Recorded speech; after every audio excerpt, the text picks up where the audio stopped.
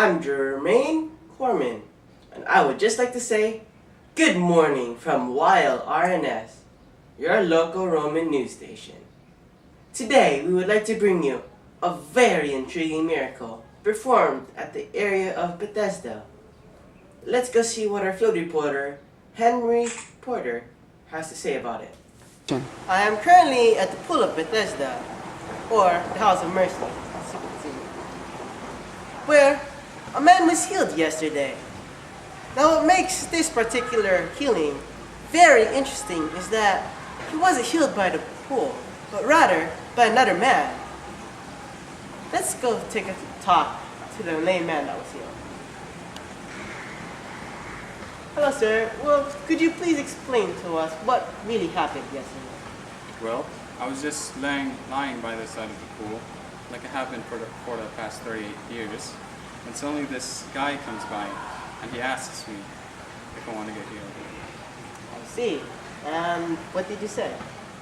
Well, I was like, dude, I've been trying to get healed for the past 38 years by waiting for the angel to stir the water, but everybody keeps getting me. I see. And what did he do then? Well, he just said, get up, pick up your mat and walk. Amazing. And what happened? I walked. Amazing! Okay, thank you for your comments. Thank you, Henry. Now what I would like to do is to take a closer look at this miraculous event. So let's hear the observations of our very own analyst, Regis Cover. Thank you, Jermaine. Now, what I have here is a map of Galilee, as you can see. Now, if you've been paying attention and listening closely, you'll know that the miracle occurred here, at Bethesda. Now, what you probably don't know is that this miracle was performed by Jesus. Yes, that's right, folks. The same Jesus we talked about last week. The same Jesus who turned water into wine right here at Cana at a wedding. Now, these things make you wonder, what's all these things about water? I mean, water into wine? Healing by the water? If you look at the location, it's right by the rivers and this huge sea of water, Sea of Galilee. So, what's all this means about water? Also, reports have stated that Jesus claimed that he is the living water. What does that mean? Another topic that I would like to bring out is that this miracle occurred yesterday. That's right, folks. It occurred on the Sabbath. And it makes you wonder, why did Jesus perform this miracle on the Sabbath? He could have done it the day before yesterday, which was Friday, and it would have been perfectly fine. He could have done it today, it's perfectly fine. I mean, we all know that doing work on the Sabbath is illegal. The Pharisees have clearly stated laws that say that work is illegal on the Sabbath. They have made 39 statements which describe different events which are illegal. And one of those is that you can't bring things from one place to another.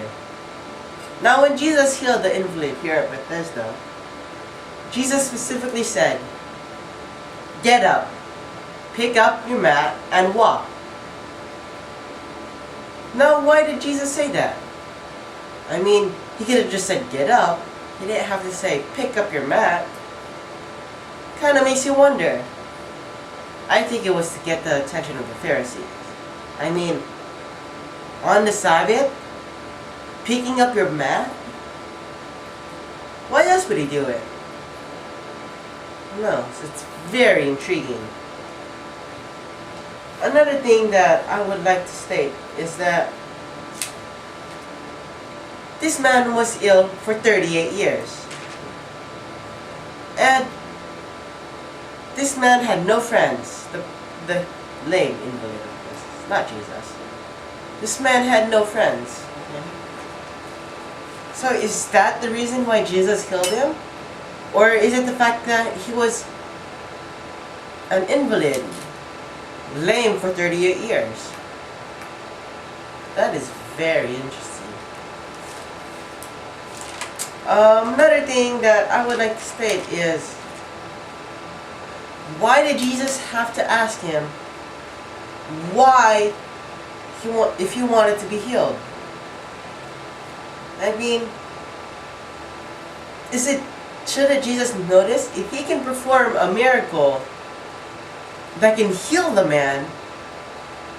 Shouldn't he be able to know what the man's feelings are? Whether or not he wants to be healed? Maybe it was a total question.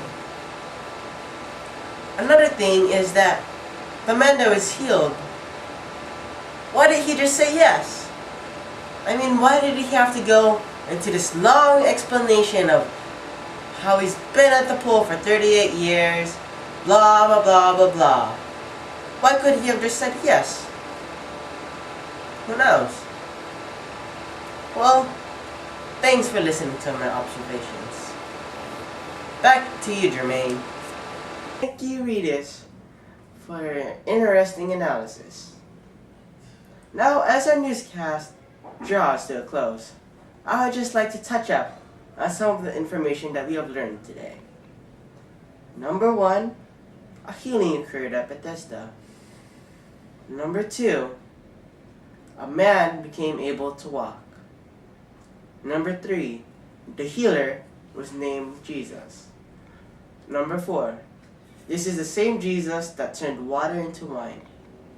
Number 5, the healing took place on the Sabbath. Number 6, the healing broke a law of the Sabbath. Number 7, the healing angered the Pharisees. Now, I would just like to raise some questions about this whole thing. Number 1, why did Jesus heal this particular man? 2, why did Jesus do it on the Sabbath?